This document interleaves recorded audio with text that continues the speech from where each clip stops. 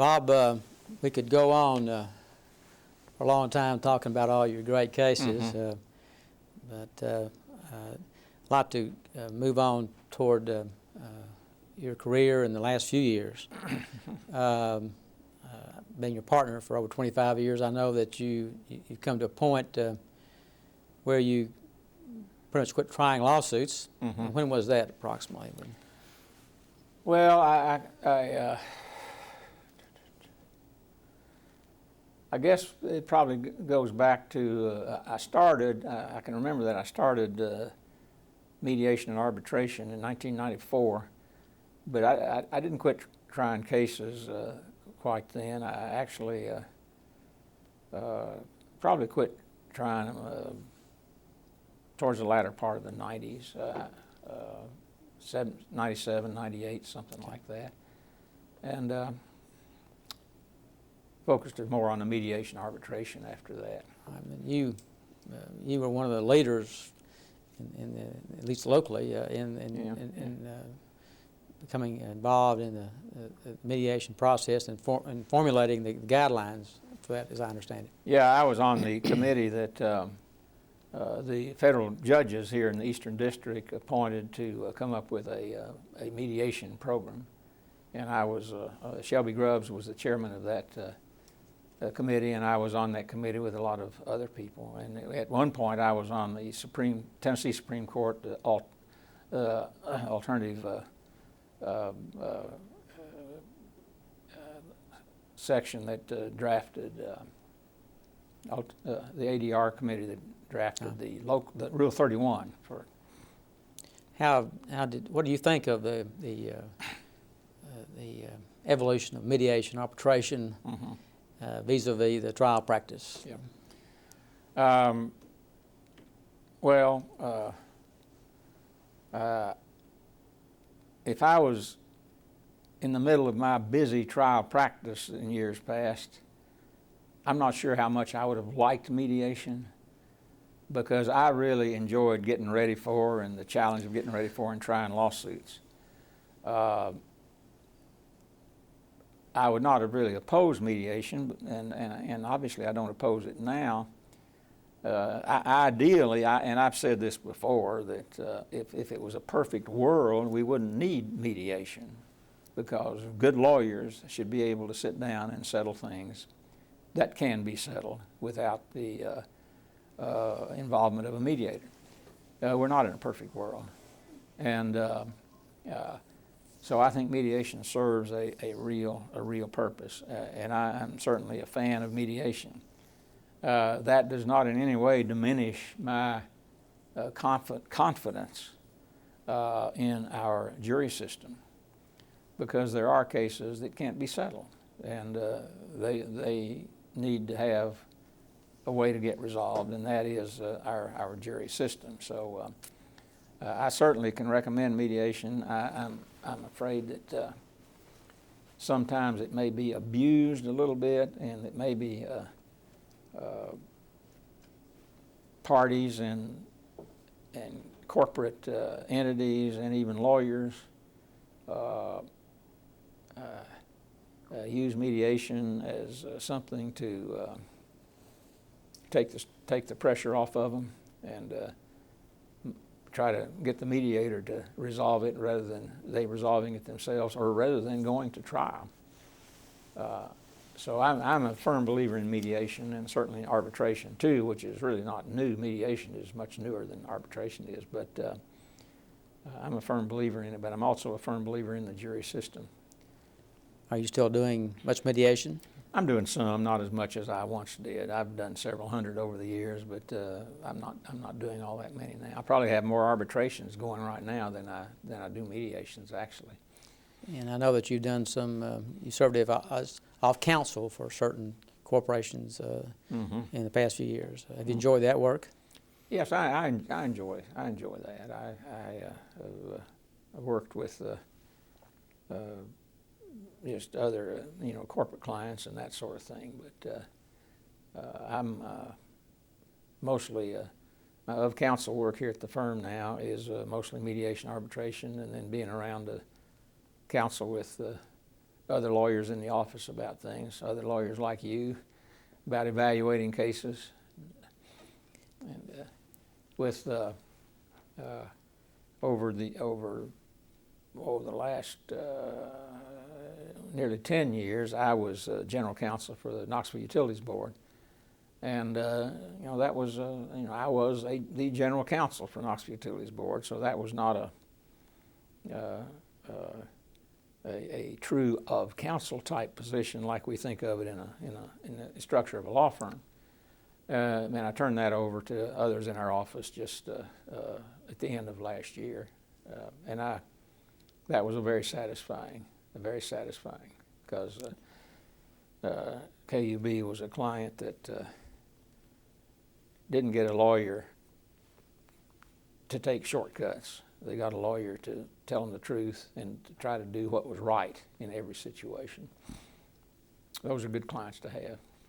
You still do work for Pilot? I do some work for Pilot. They'll call me occasionally, but here again, that has primarily been taken over by others in the office. Okay. Bob, I know that you've been a public servant as well as a great lawyer all these years. Tell us about some of your activities in the community, in the community service you performed. And well, I've it seems like forever, but ever since I got married and set up housekeeping and started my professional career, I've been very active in my church, the Second Presbyterian Church, and I don't know of any particular role in that church government that I haven't been involved in one way or another. I was involved for 15 or 20 years on the board of directors of Fort Sanders Hospital. I started with them back when in the healthcare world, Fort Sanders Hospital was just a hospital, but now hospitals are into so many different things, all related to healthcare, but it's a lot more complicated than it used to be. I was on the board of directors of Maryville College for several years, was vice chair of that board for a year or two. I've been involved with a Cherokee Country Club. Some might question whether that is a community service. I think it is. I think that type of facility for the use of people for their leisure and for their entertainment and for their work with people, whether they're in business or a profession or whatever, is very much a part of the community, and I've been part of that. I was president for 2 years. Been involved in politics. we'll get that in a moment. Okay. I think you served for the YMCA? That's right. I'm about to forget that. I was on the board of directors of the Metro Council of YMCA way back a long time ago. As a matter of fact, I helped in drawing up the charter of the Metropolitan YMCA when they were merging the various YMCAs around the city into one metropolitan group. You mentioned politics. I think it's no secret that you're Republican. Oh, yes. Mm-hmm. And tell us when you became actively involved in politics, and kind of lead us through your well, my first vote for president was in 1952 for Dwight Eisenhower. I was 21 years old at that time, barely. And I was 21. My first active involvement in politics was in 1964 when Frank Qualls, a lawyer from Harriman, Roane County, was running against John Duncan for the Republican nomination for Congress in the 2nd Congressional District. And I worked with Frank in that. And we really worked hard on that. It was a tough campaign. Frank lost by about 800 votes. It was a close race. And that was my first encounter with politics. And after the primary, in 1964. I worked with, I kind of moved in working with Howard Baker when he was running in the general election against Ross Bass for the Senate. And that was when Bass was filling the, running to complete the term of Estes Kefauver, who had died. And I worked with Howard on that. And then after that, I worked with Howard in 1966 when Bass was defeated by Frank Clement in the Democratic primary, and Howard ran against Clement in the general election for the Senate, and I was, I guess, part of the East Tennessee campaign committee in 1966.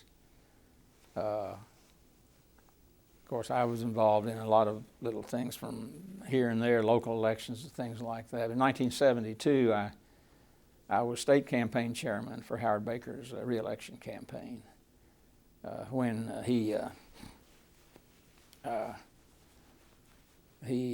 ran against, in 1972, he ran against Ray Blanton for the Senate. Blanton was a congressman at that time. And, after that, I began to fade out. In 74, I was East Tennessee manager for Lamar Alexander's first run for governor when he was defeated by Ray Blanton. And in 1978, I worked with him a little, but after 1974, I pretty much backed off of active political activity. But during that time, and I've said this before to younger lawyers who are thinking about getting in politics, during that time, I never quit being a lawyer. I always insisted on being known as a lawyer first and not a politician. Do you remain close to Senator Baker and Senator Alexander? Oh, yes. Oh, yes. Sure do. Yeah. Some people know, and a lot don't, that you had two opportunities to be a federal judge. Mm-hmm. Mm-hmm. And for reasons known only to you, you chose not to accept those, or to become a judge. Mm-hmm. Tell us about that. Why you decided not to become a federal judge? Obviously, it was a tough decision.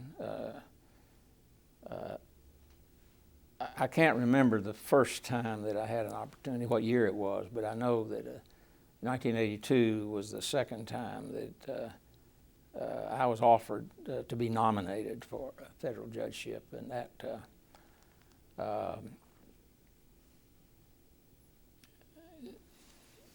that was towards the end of Howard Baker's years in the Senate. 84 was his last year in the Senate, and that was at a time when the time when I gave it the most serious consideration. I had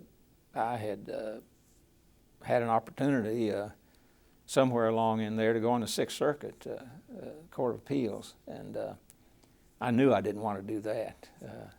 That's just something that as important as it is, that was, to me, just not my thing. Why did I decide not to do it? There were a lot of reasons. One reason, I enjoyed practicing law. Practicing law, every morning when you come in the office, there's a possibility that something new and exciting and different is going to show up, and you're going to be able to get involved in it. I came to the conclusion, having watched the courts and the federal courts for years, that if I went in, became a federal judge, that basically I'd be doing the same thing the last day that I did the first day. And I felt that it maybe didn't have the excitement and the possibility for new and different things that you have if you're practicing law. There were financial considerations. But to be honest with you, at that particular time in my career, the financial considerations were not all that severe. I mean, they were workable. But here again, you, as a federal judge, you would be deciding your financial future for the rest of your life, literally, once you become a federal judge, which takes some of the excitement out of your profession. I guess one of the main things was that I really enjoyed and became, by then, even in 1982, had become very much attached to my law partners and my law practice and my clients and the things that go along with being involved with a prominent and successful law firm. And all of those things together made it seem that maybe it just wasn't the right thing for me. Did you ever consider running for a political office? No, never. That has never been tempting for me. You've been active in the bars, I should say, over the years. You want to tell us some of the positions you've held? Well, I was president of, way back in the 70s, I guess, I was president of the Knoxville Junior Bar Association. Now we call it the Barristers, for a year. And in 1972, I was president of the Knoxville Bar Association. That was the same year I was campaign chairman for Howard Baker, and I was carrying a full load practicing law, and I can tell you at the end of that year I was tired because it was a busy year, but I was president of the bar. And that was at a time when, as you know, the office of the Knoxville Bar Association was wherever the office of the president of the Knoxville Bar Association was. We didn't have a executive director, and we took care of everything, including complaints and grievances and the whole deal. And of course, over the years, even up until, gosh, I guess last year, I've done, I don't know, 40, 50, 60 CLE seminars for the Knoxville Bar, the Tennessee Bar, and other organizations. My active involvement with the Bar Association is not very much now. Younger people are doing an excellent job in that. I think you were chairman of the Tennessee Bar Foundation. I was chairman of the Tennessee Bar Foundation. I think Barry would remember that better than I, but it was, I believe, 88, 89, 90, somewhere around there. But yes, I was chairman of that. And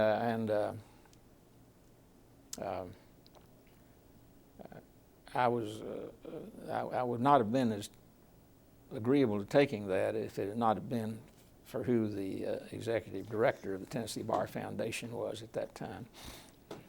She might have talked you into it.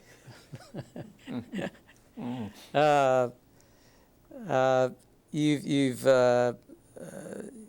I know that you've had many honors bestowed upon you, and deservedly so, over the years.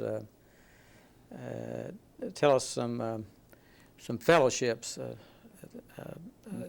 or organizations in which you've been a fellow. The International Association of Defense Counsel. I can't remember when I was inducted into that organization. American Board of Trial Advocates, as a diplomat now, a diplomat emeritus. Product Liability Advisory Council, I'm emeritus in that organization.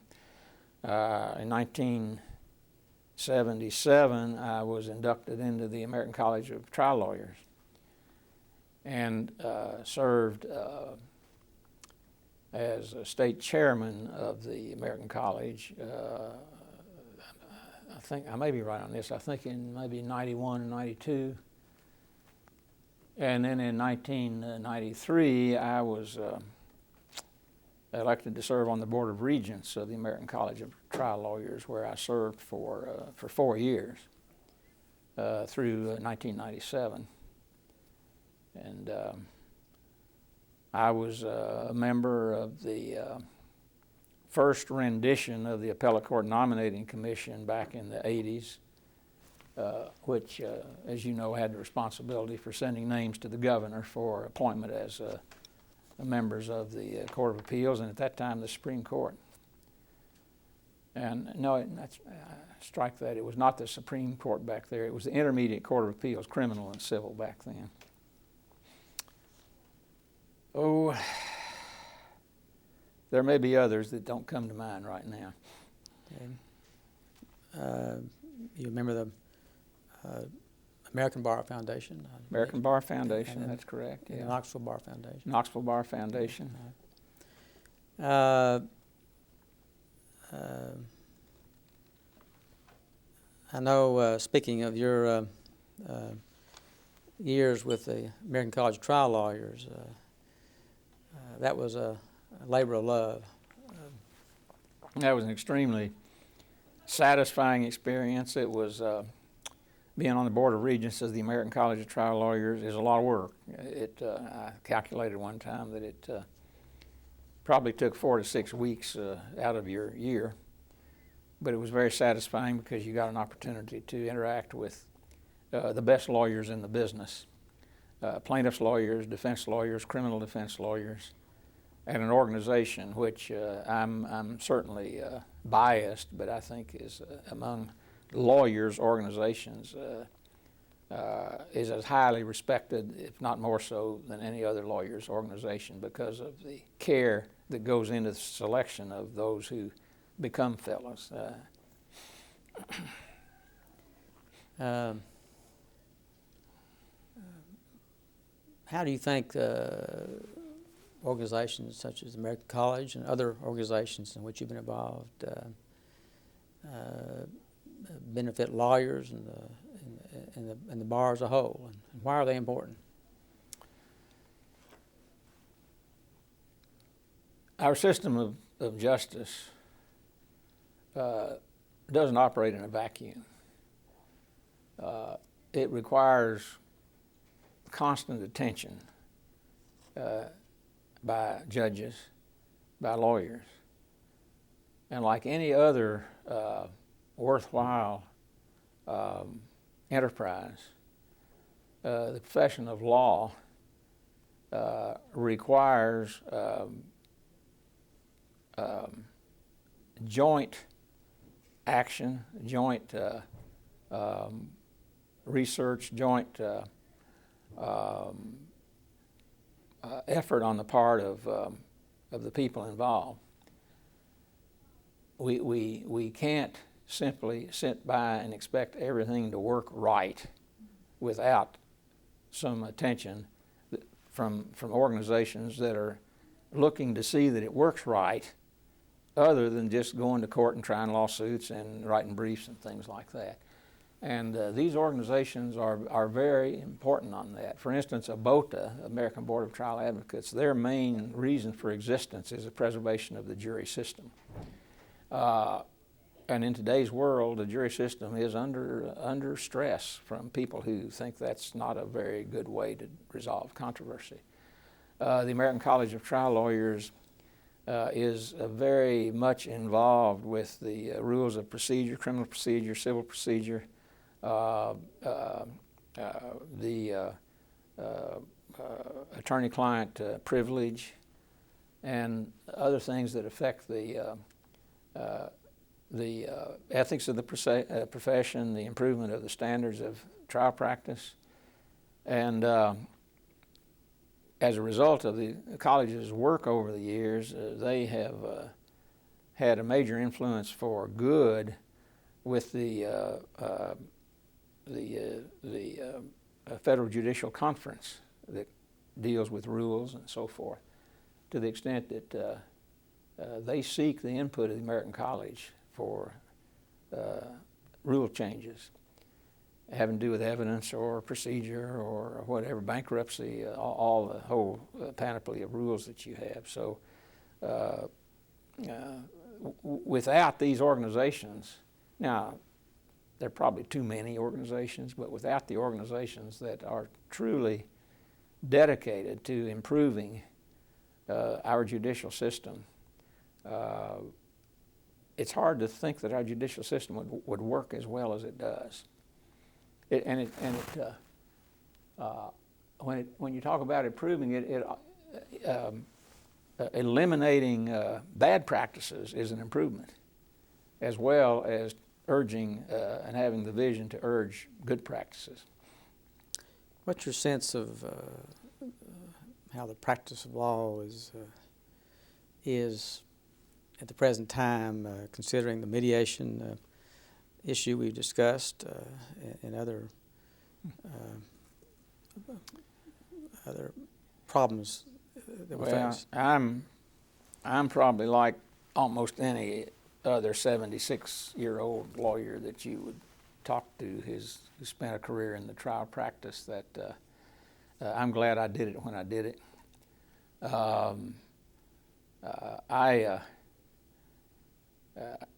I've said this in CLE programs before, but I think that just like Howard Baker's dad said that the biggest danger to the Republic was when they air-conditioned the Capitol so that they could keep in session during the summer. I think one of the, and I'm exaggerating here, of course, but I think one of the some of the things that have made the practice of law less fun and more difficult are the advent of copy machines, computers, fax machines, email, all of the things that give a lawyer and a client an opportunity to have all of the information, whether it's really significant, important, or not.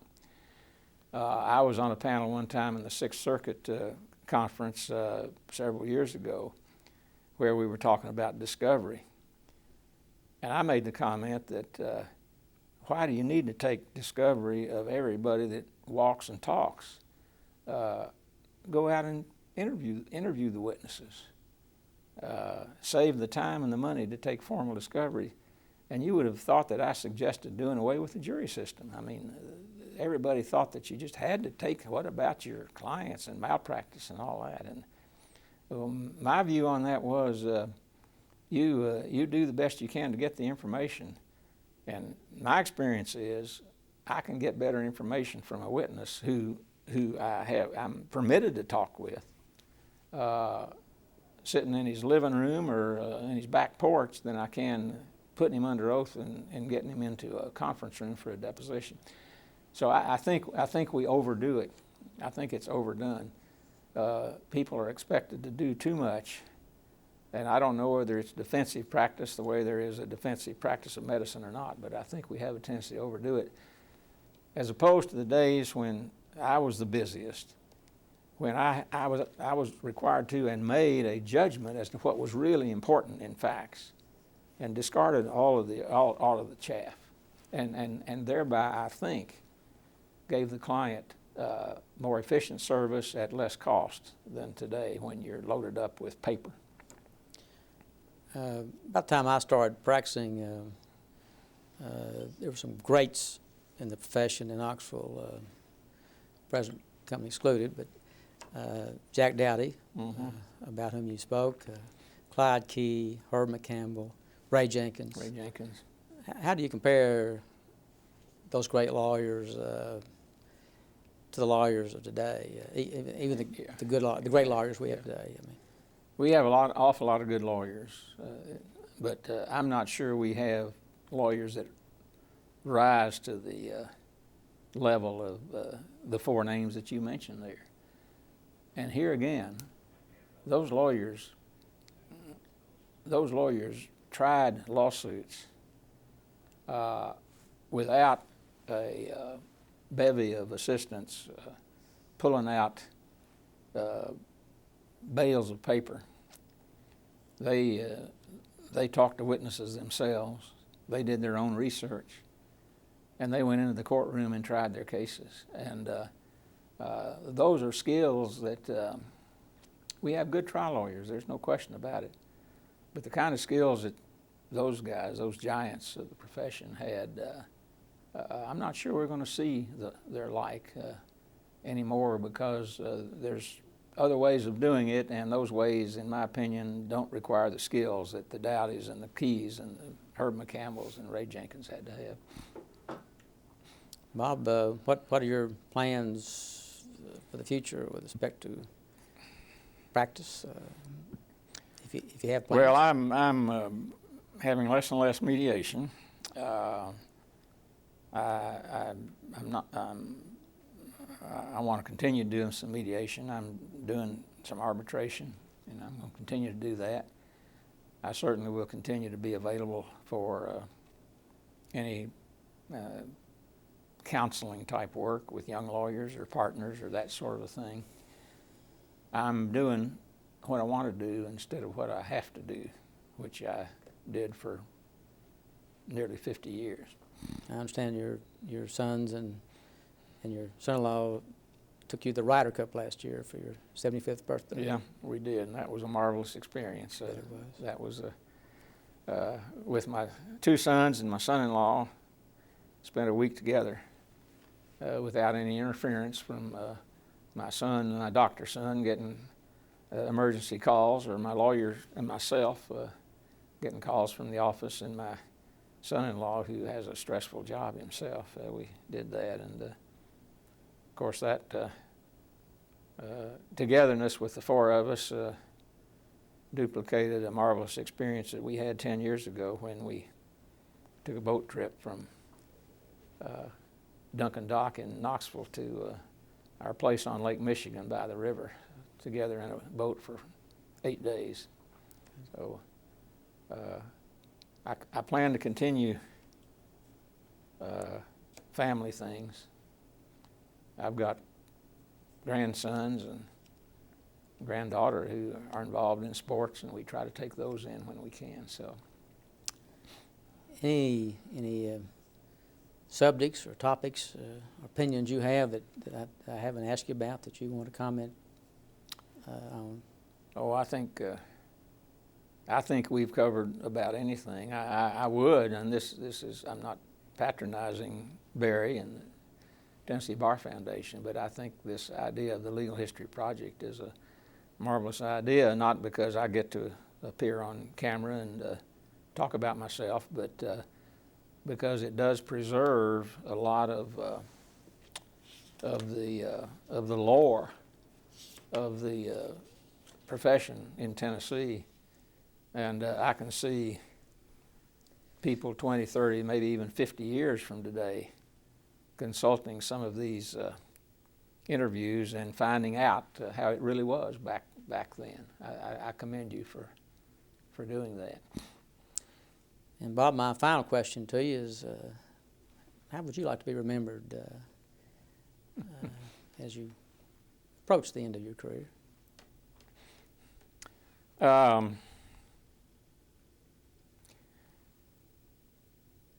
One time they asked Bing Crosby what he wanted on his headstone. And as I recall, he said, an ordinary guy who could carry a tune.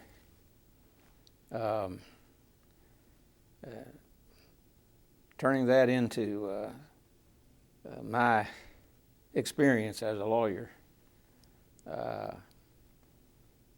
obviously in addition to the more important things, that is my wife and my children, grandchildren, with whom I have been blessed beyond my merit, I think it might be appropriate to say an ordinary guy who could try a lawsuit. Bob, thank you very much. I'd like to say that I've been your partner for over 25 years, your neighbor for over 20 years, and your friend for a like number of years. And not only are you one of the finest lawyers I've ever known, but one of the finest persons I've ever known. Thank you. Thank you. Thank you.